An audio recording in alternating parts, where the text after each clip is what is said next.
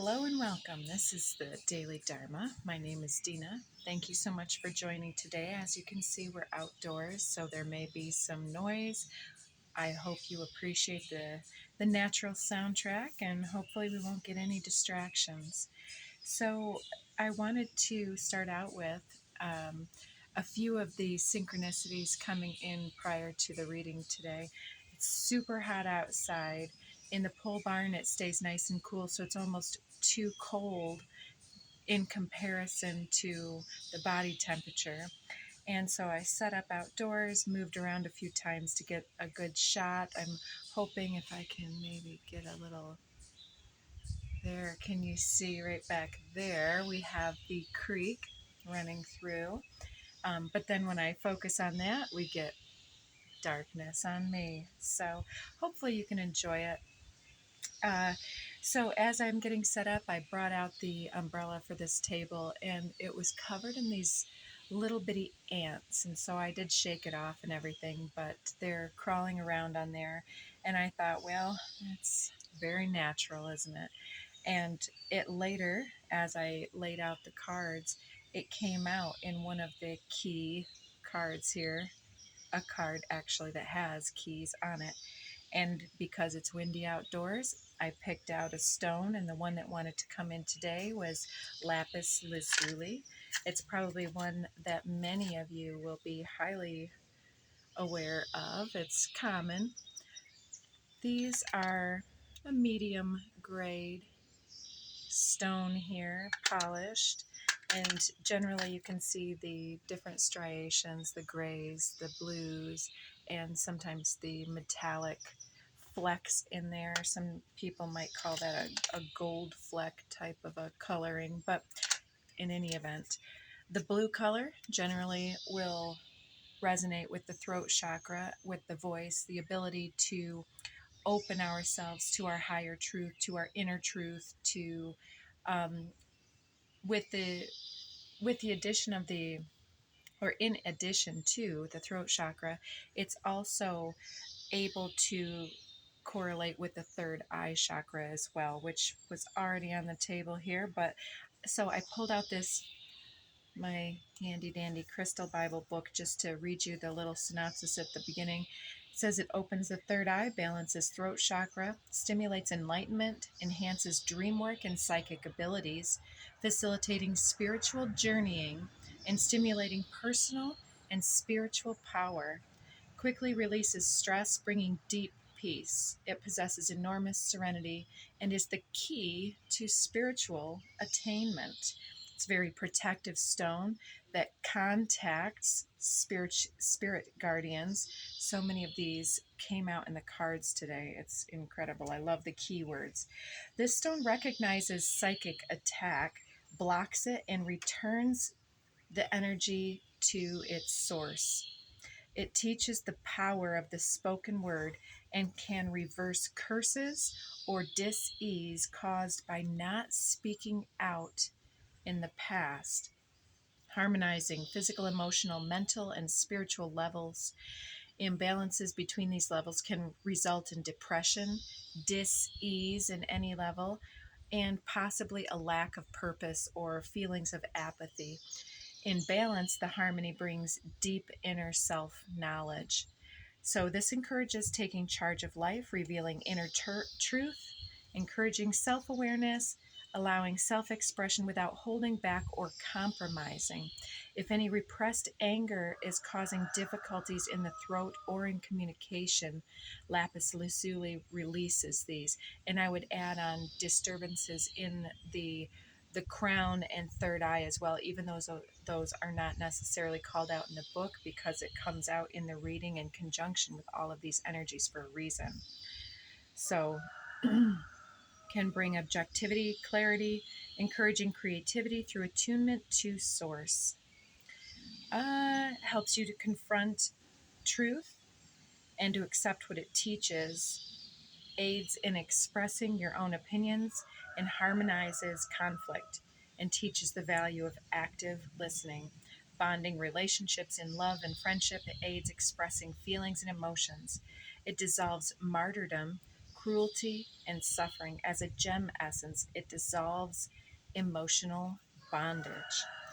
So much of this is coming through, and I didn't read that prior, but now that I did read that, some of the cards and the symbolic individuals in my life that are being shown to me makes more sense in the context now. So the first deck that I used was my newest Dreams of Gaia deck, and it's so complicated and complex. I love the imagery and everything that comes through with. Our first card is the Four of Air. So I got a few things at first, but as I looked into it, I became aware of how it resembled someone from my past. And I'll show you what it came out clarified with. The second deck I used to clarify was the Code deck, the Sacred Geometry Activations Oracle deck. All the decks are listed below. Romantic Love came out below this. So for some of you, this may represent a romantic interest. For others, it may represent a romantic entanglement in the past that didn't necessarily pan out. In the third deck, we used the Return to Spirit, my fractal deck here. The Power card comes out. So this may have been a powerful romantic entanglement that helps you to develop your inner identity and your sense of self-awareness, purpose, and inner power. Ants keep crawling on the screen here as I'm watching. It's interesting. So I think I'll show you these cards and come back through for more descriptions. But I wanted to just take a little bit more time to talk about this individual. So this may be somebody, again, from the past. And as we look at this individual, they have a lot of angular intellect, very logical symbols around them, very squared and angular. Looking at the time, it can be, again, something, a soul bond from different times, different timelines. And in this area of your life, you may have been almost an entirely different individual, whether you spent your time differently, acted differently, were in a completely different mindset, maybe before some huge change or something like that. This represents somebody who can be very stoic, very reserved, possibly a little bit of Capricorn or Virgo energy. Could be any sign though, but someone reserved, and even in many cases somebody who can border on cold and calculating, at least per your perspective and interpretation. And this individual can be ruled by ego, by the way that they appear to others, and can really work on manipulating other individuals based on what they can gather or receive from the manipulations. It's a game of their power complex that stems from something that they've dealt with. So this is some type of bearing upon our romantic perspectives, especially how that pertains to our own person and how we're either showing up in our current relationship with an intimate partner or across the board with many individuals. It can also be reminiscent of specific situations from your past with family, friends, or loved ones. It brings up those power and control dynamics and feeling entangled with something. Let's move along. The second card is the one that was really capturing my attention. So this individual, quite otherworldly, is what, the 12 of Earth. And let's see if we can bring this in here. Maybe I don't quite know how to focus this. Let me try one more time here. So if you can see down in the foreground here, there are two ants. Please excuse my gardener's hands. I swear they're clean. Look at those earrings with the keys and the coins and acorns hanging from the antlers here. And then we also see from this side here, there's this streaming of sacred knowledge in different encodings coming in through this side of the crown, third eye, through the ear itself. You may have some clairvoyance or clairaudience abilities or skills. And then coming out the other side, we have all of this growth and fertility. So it's like they have been able to, this I feel represents yourself potentially. And I'm seeing that this individual um, may identify with being old soul, cosmic, any of these things that we identify with in this world. Somebody who's more multidimensionally driven, and so perhaps tolerated some semblance of this power and manipulation because there was something very growth oriented here where they were able to translate one level of input and really grow that into their own beautiful life at 1111.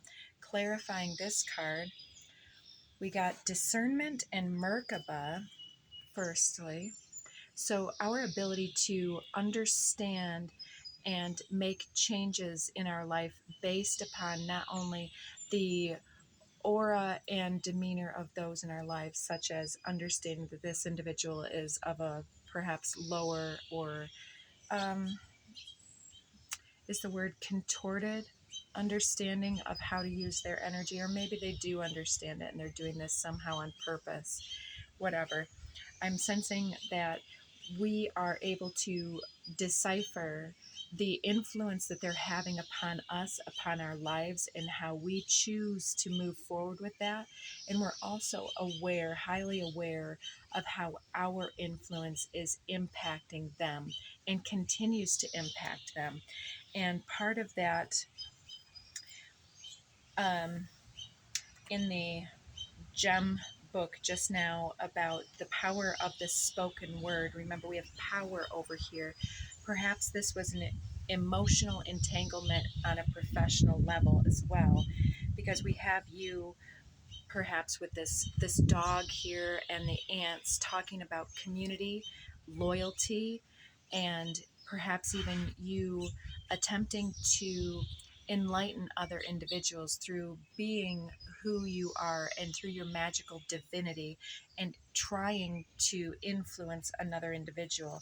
And perhaps through the influence, the mingled influence, there was this entanglement of energies that then may have brought them up, which felt good for them, and may have brought you down, which started bringing in some of that depression or self-doubt or something along that line.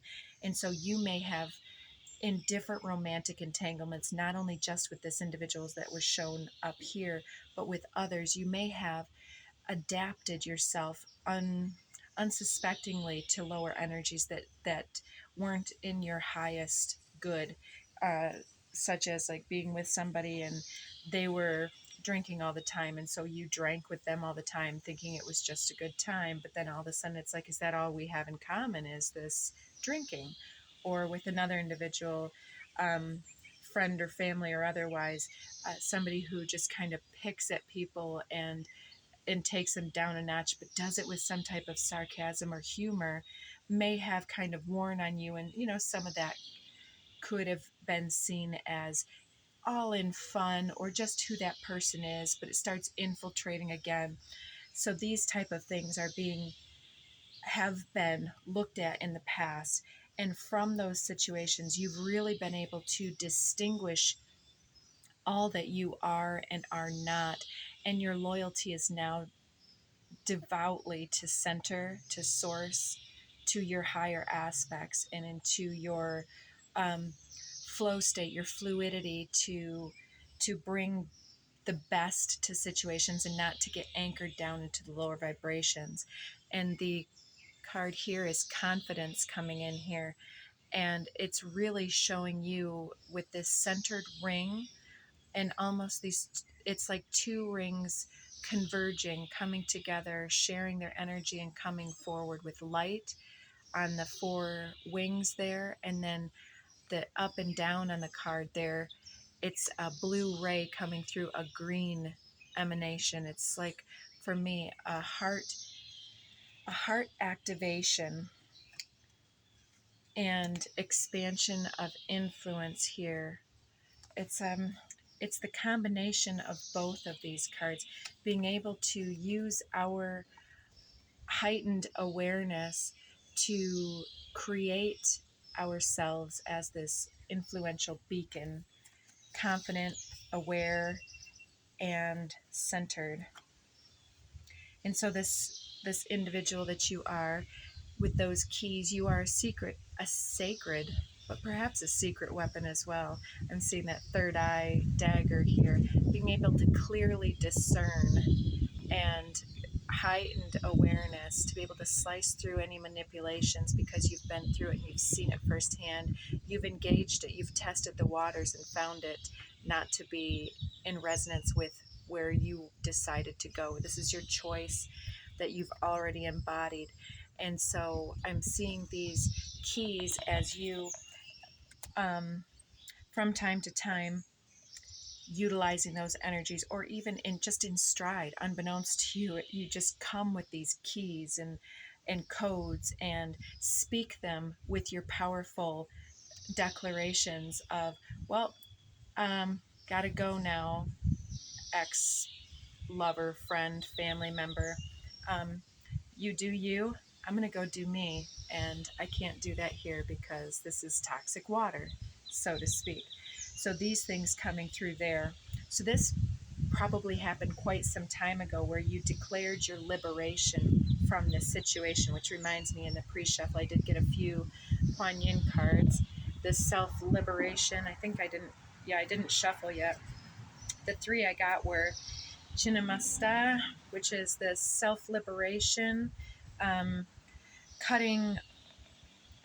It's like, it's pretty gruesome. I do apologize if you're squeamish, but it's talking about cutting off one's own head symbolically. Is like releasing the logical, and not completely, I hope that you follow, releasing the control, the imbalance of power and control and logic, so that we can flow with the truth that is emerging in every moment. And then the two other ones were Colorartry and Bhairavi Yogini. Oh, geez. So these two together are quite nice. It's talking about extreme change and transformation, and the ability to witness oneself anew, to choose. If there's time, we'll pull another card from that and read it. But that liberation was there. So moving forward, we have this other individual, and it took me a few minutes to recognize. But out of the three masculines that are showing up today, this being the second one, they all resemble somebody that in the first case, someone I was definitely acquainted with. This individual, superficially acquainted with through social media, but brief interactions. And this individual is showing up in quite stark difference to this one. It's like maybe the having a romantic type that always borders on this cool calculation, and this may reveal levels of yourself that are guarding your heart from true emotional vulnerability.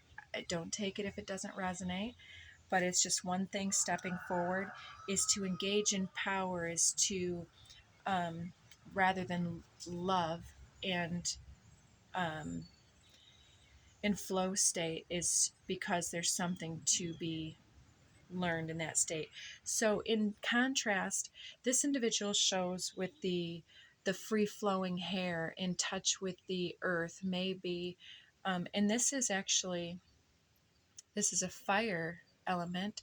So the 9 of fire, And I'm seeing this individual still has those cuffs around the biceps, as if this individual is also connected to something in their life. It's kind of reminding me of the bands of the genie, where they're still locked into their own process. But as you can see with the first individual, his hands are behind his back, obscured. It's like some kind of stoic pose of attention, could be militant or something like that, but their hands are not being shown. It's like the cards not being shown, where this individual has their hands clear sight up in front and generating and nurturing the delicate rose, and they've got their third eye illuminated, as well as a sun imagery down low in the pit of the belly, perhaps the sacral region here. So this individual, much more in connection with the fiery watery elements, and their ability to utilize that for growth and to nurture things around them. And this individual, before I forget to mention it, it seems that these three masculine individuals are somehow connected to you, and it doesn't all have to be romantic. Although, with that first card out, it's saying that they all have some type of symbolic need to explain something of your process. How did we get to 21 minutes? So, coming out to describe this, we've got third eye chakra and allowance. The awareness of the third eye, it's like that first individual, you really taught them something about their emotional um, lack and their calculated nature. You broke them open by like cutting your own logic, you cut their logic right down to the heart. And with this individual, I'm seeing that you opened up their third eye. They may have been shackled to something, and through the grace and beauty that you represented to them, really opened up their ability to perceive things from a neutral standpoint that helped them to to really take flight in their life. And so I'm seeing this as maybe you guys had some brief encounters, but you brought them back to some level of integrity, or your level of integrity was incredible to them, where they may have been shackled by previous masculines, even like that first individual we were talking about in your life. And whether or not this came into being, their contact with you allowed them to really utilize that energy for something big in their life. And maybe through that, they may even have moved or taken off or somehow retreated from you because of, again, the power of your voice and something that you may have said, either striking them wrong or bringing them fully into something that they still needed to heal. Now, the third masculine coming out next is the two of air. And this one's a little difficult to see. This one represents someone else that I know that is, last I understood, was healing from something quite extreme. Like if you think about all that repressed anger, and that becomes acid in the blood and in the pH and imbalance, and living a life in a certain way can lead to sickness. And this individual, I suspect intuitively, had, perhaps, please don't take this if it isn't your story, but this individual comes to my intuitive side saying that they may have even had some types of sexual abuse or something like that happen to them, but that they were perhaps the black sheep of the family, unable to resonate with the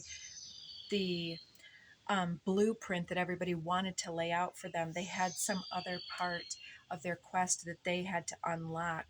And part of this is their own magical capacity to shift their frequency into that of healing. And it's not about the sickness this individual has, which is located in this individual. It was located first in the prostate, and then it was in the brain. And as far as I understand, they're going through this treatment. But as we know, when people are going through treatment, there is so much more that is processing on the subconscious and intuitive realms. So the frequency of healing supports our intrinsic ability to restore our health and wholeness by consciously using the information that comes to us through our senses and harmonizing everything accordingly. And then we have frequency shift. And this to me was talking more about kidneys, ovaries, um, pituitary, and I know that it doesn't necessarily look like that. Heart issues for some, any types of imbalances that we harbor, whether that's being willing and able to advocate for self, to speak about the traumas that have happened to us. And it doesn't even need to happen with the toxic individual, although that does bring a certain amount of gratification to some. But it's absolutely about sharing your story fully with another individual in a safe space, and um, understanding somehow what this courageous journey that you've been on is really bringing into your life. This individual is shown with the scales and a dagger in between, and the hands in prayerful position. I was seeing this similarly to this individual with the rose. This individual having seeds, though, seeds that are ready to take flight. And this could, i I do not intend this for anyone that is well and healthy, but in this case of this individual, they did have growth and tumor action. And I'm seeing this as one's ability to tap into any type of energetic healing, envisioning and working with white divine light, or whatever light, violet flame, whatever energy works for you, whether you're seeing an individual or whether you're connected through heart space, through ethers, etheric resonance. We can share that energy with this individual and they can generate their own energy. Um, and I'm seeing again, they may have either a scar or a mole or one of those tattoos, almost of a tear or something like that, on the face or neck region. They may have very cutting edge style, or um, very stylish hair, or interesting haircuts, especially for the masculine. That's not as common as for women nowadays, but it's getting there. It's like it's somebody that's in touch with both the masculine and feminine, and unthreatened perhaps by that, but harboring something that has created dis-ease in the vessel. But the message again is not about the sickness, it's about the ability to heal, and our inner ability to use the power of voice and belief to create the frequency shift necessary, that we are no longer in resonance with sickness and with toxicity and with the past that has been shifted away from us. So the last card coming out, we have this beautiful 12 card. One of their majors doesn't come through with an elemental, and this individual seems to me either a guide of yours or your higher self, or what you are transitioning and transforming into on some level, by witnessing the power of your heart space and of your voice, and by witnessing, perhaps even in this reading, by the power that you have exhibited in your life and in your relationships, that these individuals are still finding themselves um, looking to your energy for some type of information. You have been a critical turning point, and you remain some type of enigma and glorious angelic healing persona that that's meaningful and creates hope and faith and courage for them. So you are an important individual in the lives of those you've touched. So this clarifying card, coherence, with the integration number of 13, death, transformation, and it can be the death of a chapter of life. It supports our ability to harmonize the frequency of heart with frequency of mind for an optimal ability to create the reality that we desire. And coming over that is voice with the vocal cords. So you're creating this coherence from the logic of manipulation and power dynamics from earlier on and into the power of the heart to allow your third eye chakra to be empowered to cut through any of the um, stuff that doesn't belong. Under the decks, we have this beautiful dragon spirit of the water here, and this transformative individual there coming forward. It's like the water element is important for you. You may need to get to a place that's a power vortex that you are connected with, perhaps with one of these individuals through a water space, lake, whatever. We've got this celestial card, which has been talking about convergence. All that we are, all that we've touched is coming online. And the activating card here underneath the deck is compassion. The power of our compassion is coming fully online, and our powerful dragon spirit and otherworldly essence with this alien-esque. Ooh, and below that, this spidery hermit lady with this smile and her cat. No, it's an owl. Oh, there's a cat and an owl. She's and below that another power card. That's interesting. And that's 22, and this one is 11. We've got two 12s on the deck. On the desk, I noticed. But okay, so we are out of time. I wanted to read you out of that book, but instead, let's get one card from here. And we're seeing Facing Your Fears, number 46. Look for ways to strengthen your connection to the universe and others. Stay peaceful and calm in the knowing of who you are. And take note, your answers are already being given to you. Quieting external voices and excessive noise will give you the chance to hear what it is being offered. That's right. So being able to hear that and generate the frequency shift necessary for the healing of our romantic entanglements and our previous experiences, to understand the power and capacity that we're here to develop and to have faith, hope, and to generate that truth forward. So if I have time, if the universe will allow, this ending card, this your connection to your coherence and your voice here, is the love card. Love, infatuation, love for self, confidence, love of life, and expansion. So somebody may be trying to come back into your life. Experience life in all its forms. Honor your body as a temple. Stop making comparisons. Make the time to love and honor yourself and enjoy your uniqueness. Now, the other one I wanted to bring forward, yourself. Separation is an illusion. This is heaven and earth. Oh, that's not it.